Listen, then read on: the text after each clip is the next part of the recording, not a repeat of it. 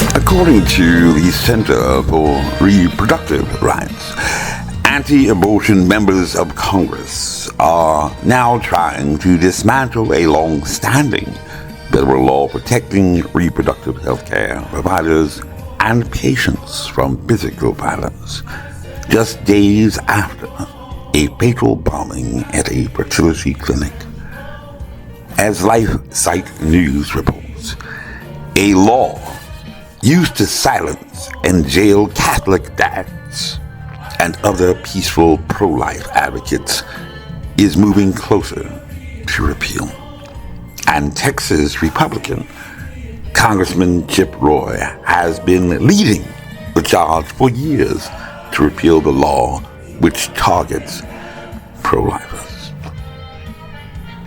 And although not making headlines in the press, currently on appeal in the Federal Circuit Court of Appeals for the District of Columbia, the Article III courts, where cases and controversies are settled under the Constitution, ironically, not brought by any church, nor religious faith leader, nor even Republican politician, is an action brought under the provisions of this Freedom of Access to Clinic Entrances Act, or FACE Act, protecting the entrances not just to clinics, specifically abortion clinics, as the popular name of this enactment implies, passed after public support had been galvanized in the Clinton administration after the murders of two medical doctors David Gunn and George Tiller. Providing abortion services suggests, but rather the entrances to places of worship, now on appeal in the federal courts. This is what legal practitioners would describe quite aptly, appropriately, as a case of first impression. For since its passage, despite the apparent actions of the Congress, since its passage in the Congress by Senator Ted Kennedy and then Congressman Chuck Schumer, an enactment in 1994 in America which exalts and protects religious liberty, before the COVID-19 pandemic, who would ever have fathomed a possible scenario in which the entrances to a place of religious worship might be obstructed? Who could imagine a person going to church, finding it closed, even just for weather, and not simply going to do something else or just worshiping online? Nonetheless, most probably, to ensure smooth passage in the Congress, some dealings had occurred to provide more conservative members of Congress in 1994 opposing abortion something to return to their constituents. This for that, quid pro quo, like a claim that they had taken a bold stand on behalf of defending religious freedom, and had, despite its passage, had been shrewd and savvy enough as legislators to get something out of the deal. However, if since 1994 this enactment had proven most effective in curbing pro-life advocacy, and most particularly associated acts of violence, as most recently at a fertility clinic, with a perfect 100% success rate in courts until most recently in U.S. behalf, when subtle diplomacy was occurring between one litigation hobbyist and former U.S. Attorney General Merrick Garland with regard to this provision, and also 18 U.S.C. 241, conspiracy to violate civil rights. Not even one case had been brought under these provisions protecting the entrances to places of worship. The question for the faithful might be what conservatives actually got in 1994 more than a Lulu artificial sweetener or any tangible or substantial value. Or did the intellectuals manage to pull the wool over the eyes of those Bible thumpers in Congress? It is certainly a reasonable question on the record, with no actions done until even most recently before the Congress, and now argued before the federal courts, while simultaneously politicians are making headlines in the press. At least in courts, notwithstanding the taking of most solemn oaths. So help me God. Any evidence of things unseen or substance of things hoped for is deemed to be mere speculation, which most certainly, even in the courtroom dramas in the movies and on television, is sure to find a strenuously raised and sustained objection. Speculation, God. And speculation is traditionally eschewed, at least in the courts.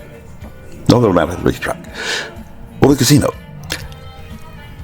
So, thinking like a lawyer in a courtroom, our analysis begins, as always, with the plain language of the relevant text.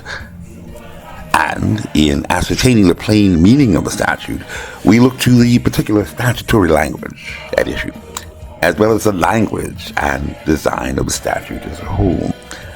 And in this pro-abortion protection provision, now under repeal action apparently in the Congress, according to the text passed by both houses of the 103rd Congress just before what has been called the Republican Revolution, the now under attack FACE Act had provided protection to, and this is a quote, any person or any class of persons from obtaining or providing reproductive health services.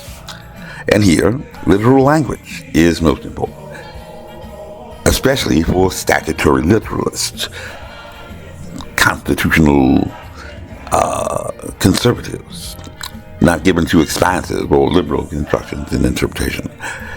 Any person or any class of persons is a categorical inclusion for those who study just English language and logic. And this is a categorical inclusion of all persons, provided, caveat, proviso, provided that they are obtaining or providing reproductive health services. With great facility, one could readily determine, empirically, whether a person was an employee at an abortion clinic by just examining the roster of the employees. Simple observation. Read the rules. And one could readily identify through clinical methods whether a person had been impregnated so as to require protection when seeking these abortion services. However, just from a cursory examination, if you had desired protection as a person of religious faith, according to the plain language, literally construed, the FACE Act Republicans only now are seeking to repeal had only applied to any person lawfully exercising or seeking to exercise the First Amendment right of religious freedom, whatever that is, at a place of religious worship, defined as one might define it. Why did Congress insert the condition that a religious person seeking protection had to be engaged in a lawful exercise, while there was no such condition imposed upon any person or any class of persons obtaining or providing reproductive services?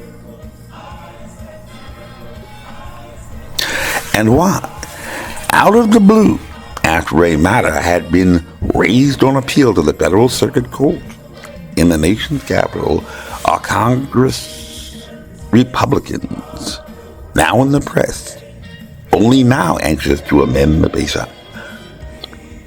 According to science, at least, for every action, there is an equal and opposite reaction. However, maybe some miracles indeed just occurred.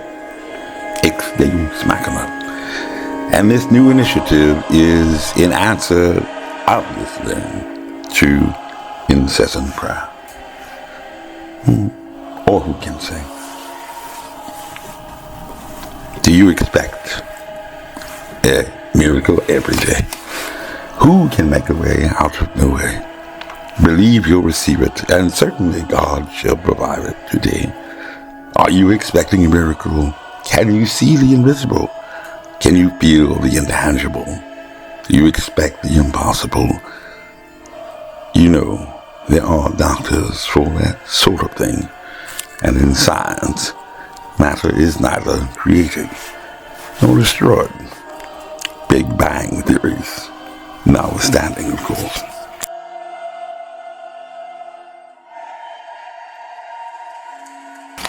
This message was approved by Major Mike Webb.